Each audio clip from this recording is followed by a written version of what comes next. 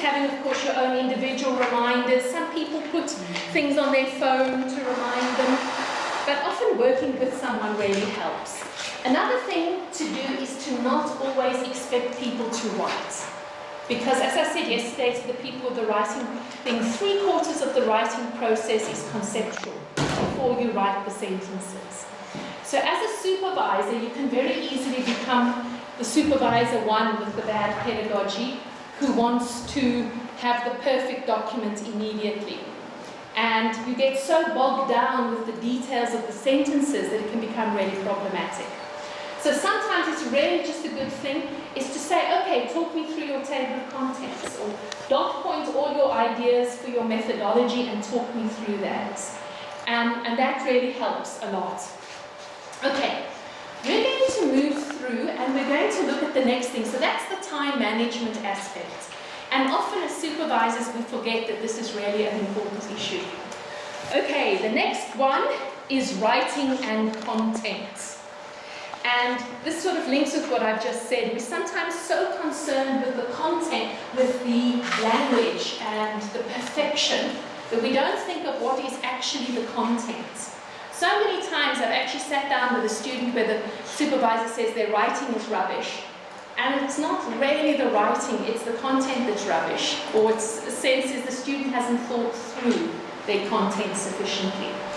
So there we've got the student who says, do you write data is or data are? Or data is or data are? Is it a singular or a plural?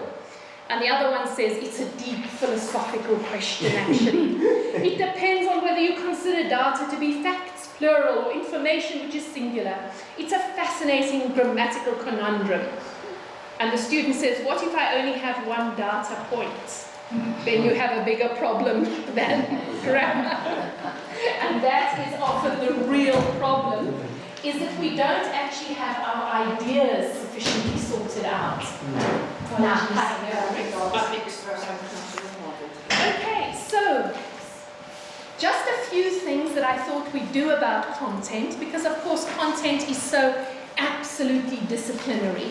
But content does really, really affect what you're writing. And we're on page 3, and I thought we'll look at just 2 aspects of content today. How you can help the students, or you can help yourself, if you're the student, conceptually first, and then you write. Because remember I said writing is 3/4 conceptual. The sentences are just at the end. It's the conceptual part. So the first thing that I want to show you at the bottom of page 3 is the whole issue of literature searching. Now, is there anyone here who is a master's student? Or have a master's themselves? Okay, good. Not a PhD yet. Now, what do you think that whole concept of master's means? What is it supposed to mean? Having a master's. Get in there. It means you're supposed to be a master of the discipline. You are supposed to know the discipline, right? And then in the PhD stage is when you are supposed to have the depth of knowledge. Now the problem is so much with that mastery. We don't have that mastery of the discipline. Now even when we get to the PhD thing, you should be a master of the discipline, but you're usually not. And the reason why you're not is PhDs are almost always going into a new area. So you have to become a master of a new area. So you have to have what I call breadth first of reading. And so often our writing is bad because we haven't done enough reading. We don't have that breadth of reading. And then only when we have the breadth can we go into the depth. And when we've got the breadth, then we can figure out what are the categories of literature, which we were talking about yesterday, that are relevant to my topic. Okay, so how do you think we can get breadth of literature? How would we get breadth? Any ideas? Where would you start to get breadth? Or to advise your students? How are you going to make your students a master of his or her field. But how? What should they read? Where do they start? Yes? So, like give them what you think is a core text, and then they're supposed to sort of have a look at the authors that contributed to those texts and have a look at the authors who... Okay, so the one way is the detective way. Let's tell you that nice, what you call it, metaphor the other day, the detective metaphor. So the supervisor says, this is your first clue, and use this and be a detective and move and find, tell me from reading this, what do you think are the big names? So that's the one way, to find the big names and then go on the journey. Another way is for your supervisor to tell you which are the key journals. What are the key academic journals in your area? And I'd often, as a student, you go and ask your supervisor. You say to him or her, please tell me 5 journals in my field. Now, sometimes you're in a cross-disciplinary field, so like myself, when I'm working with students and English language and researcher education, I go linguistics, applied linguistics, education, higher education, psychology, maybe those 3 fields. So then you might need to find the 5 top journals in each field if you've got a multidisciplinary study. But start with those 5 top journals. Then my suggestion is read the 5 top journals for 5 years. Okay. Now, of course, you don't have to read everything. But what you do is you start and you just read the titles for every edition of those 5 top journals for the last 5 years. What are the titles? As I was saying yesterday, very soon you might reject, you don't bother to read further than the title. Sometimes you move further to the abstract. Sometimes you read the whole article, and then you might not read the whole article, but you might read bits. So it is hard work, but from there, you say to your student, or you say to yourself, okay, from that process, I'm going to come up with a list of keywords. Right. And I always like to put a number on it. So I say, okay, come up with 20 keywords and phrases. Okay, from this reading process that might be relevant. Then you might group or categorize those keywords and phrases. And then, to use another metaphor, you start to determine what are my gangs, what are my groups of researchers, and what are the names of the big researchers under those gangs. I just want to show you, I'm just going to use my University of Adelaide search engine, just because I know how to do it, if the web is working for me. I'm not sure if it will. Hello. Were you able to fix, or is it not working? He's going to open it now. We have okay. our reports. Okay, let's try this. Okay, so you go to what you might do, I'll show you in a second if it comes through, is you might go in, you search the keywords, and it comes up with names of authors, if you're using any good database. And you can see who are the top names, and so forth. So you can do it the 2 ways, the journal way, or the name way, or a combination.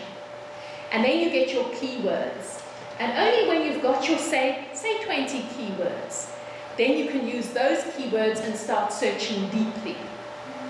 So it's more specific on your topic. So that's a good way to get your students and yourself to start to actually have good content in the literature review. Then you mind map it, you organize it, you put it into tables, whatever works for you. And only when you've done all of that with your literature, and what are the ideas and the notes coming out of those mind maps, ideas, tables, then only do you go to the sentence. But it's weeks and months of all that in-depth searching in the literature review before your content is actually good enough. I've got some notes here on page 4 and 5 about impact factors and esteemed journal lists and things. It's another way of finding good quality journals. But let's And on page 6, you can see that in Mendeley or EndNote, you can actually add your notes. So actually teach your students to write down notes in the bibliographic software.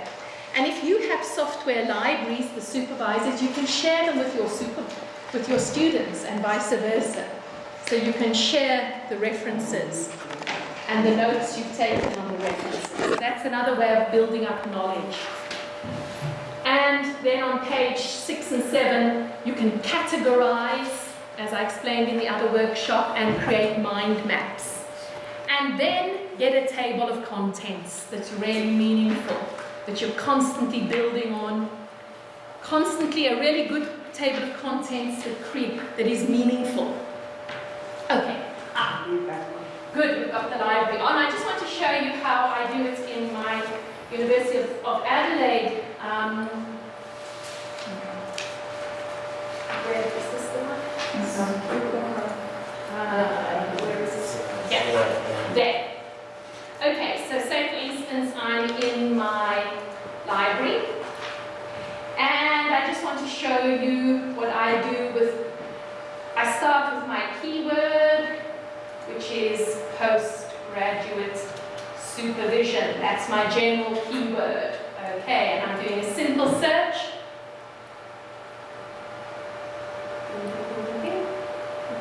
And it's taking forever.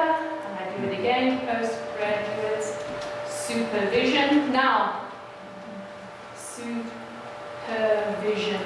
When we're starting wanting to become a master of our field, it's a good idea not to accept everything, but to just start with academic articles and focus in. Because a lot of us, when we're doing undergraduate, we're always reading books. And books are lovely, but they're much more general knowledge.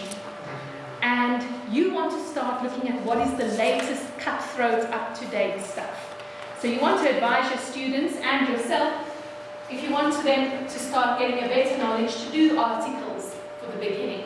You can give them the books that they need, but you might want them to start looking at articles. So you can see I've got a whole lot of information here. And I can see in any good database who are the top authors. And Henriette and Alec will be able to tell you that in postgraduate supervision, Catherine Manatunga is a big author, Gina Whisker is a big author, Margaret Kiley, and all these names pop up.